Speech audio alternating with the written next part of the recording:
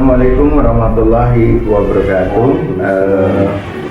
Sahabat holistik yang sedang belajar modul 1 holistik, kita akan menyampaikan di prolog awal ini tentang masalah pengobatan holistik itu sendiri. Jadi dasar pengobatan holistik ini, ya, dasar pengobatan holistik dasarnya adalah filosofi. Filosofi harus ada, setiap sesuatu itu harus ada filosofi. Apa yang disebut filosofi? Yaitu mengungkap, filosofi adalah mengungkap pemikiran-pemikiran yang mendalam sebagai pandangan hidup.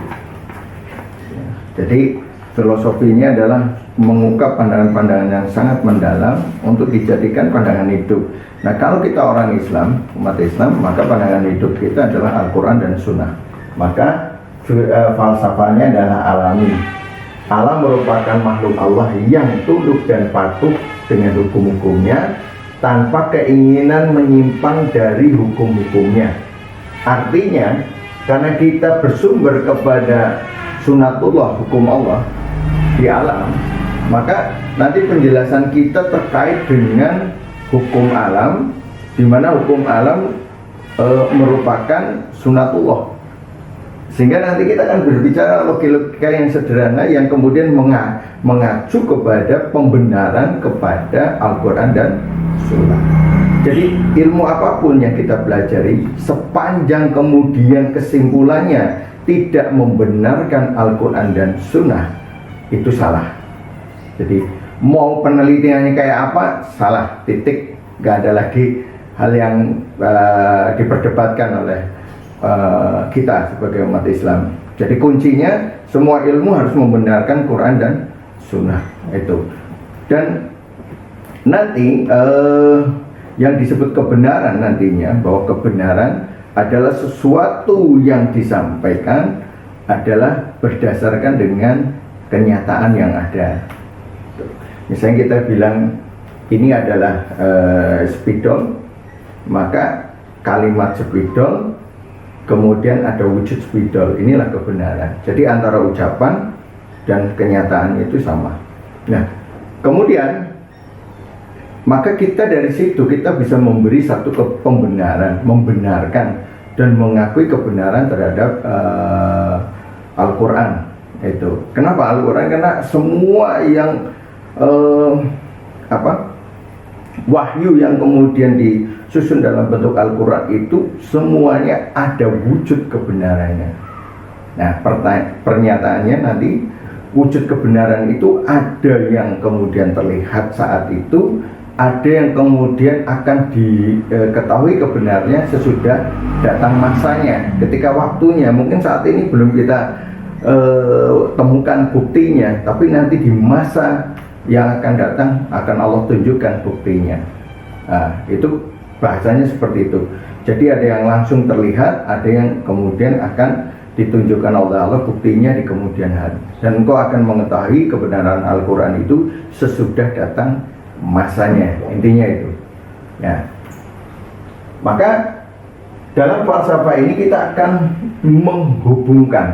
mengkaitkan hubungan antara manusia dan penciptanya, yaitu Allah Subhanahu wa Ta'ala. Jadi bagaimana hubungan manusia dengan Allah itu sendiri. Nanti kita kalau masuk ke mengenal tubuh manusia, mengenal ruh, nanti bagaimana ruh itu ada perjanjian dengan Allah sebelum diturunkan ke dunia. Nah, ini. Kemudian apa hak-hak manusia, kewajiban-kewajiban manusia yang harus ditunaikan kepada sang penciptanya. Nanti ada ibadah, mahdiyah dan sebagainya yang kaitannya hubungan dia dengan yang menciptakan. Kemudian hubungan manusia dengan manusia ini juga akan mempengaruhi kepada masalah kesehatan nanti. Selain kita berbicara yang luas lagi, tapi kita lebih mengkerucut kepada masalah kesehatan. Jadi hubungan antar manusia itu akan mempengaruhi kepada kesehatan baik ruh maupun jasadnya. Kemudian manusia dengan alam dan makhluk sekitarnya. Jadi ketika manusia itu merubah ekosistem yang sudah Allah ciptakan, sudah tentukan, dirubahnya semaunya dia, tidak mengikuti sunatullah, maka akan terjadi perubahan situasi dan itu akan mempengaruhi kepada manusia itu sendiri. Maka kalau manusia menjaga ekosistem, aslinya dia sedang menjaga kehidupannya sendiri. Misalnya sawah yang harusnya dibuat sawah, kemudian tanah yang tidak begitu produksi dibuat bangunan, tapi sawah dijadikan bangunan. Ini sudah merubah ekosistem. Maka yang terjadi apa?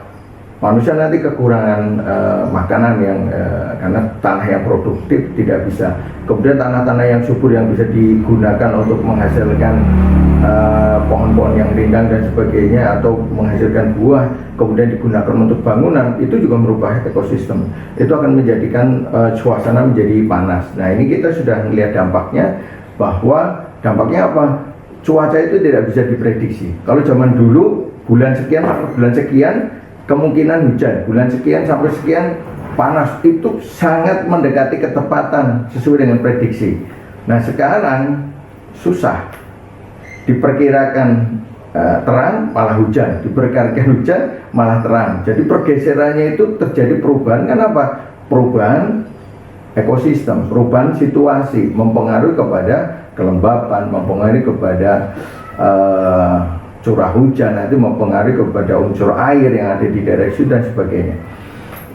Kemudian hubungan manusia dengan dirinya, ketika manusia itu memakan makanan yang tidak sesuai dengan kondisi tubuhnya, tidak sesuai dengan lingkungannya, tidak sesuai dengan cuacanya, maka ketika dia melanggar itu, maka dia sebenarnya sedang berhubungan dengan dirinya. Maka setiap tubuh di dalam tubuh kita punya hak itu. Maka ketika kita makan terlalu banyak, hak tubuh kita, hak perut kita adalah tidak dikasih makan terlalu banyak. Itu yang pertama. Kemudian hak tubuh kita juga di perut kita tidak dimasukin makanan-makanan yang sifatnya haram.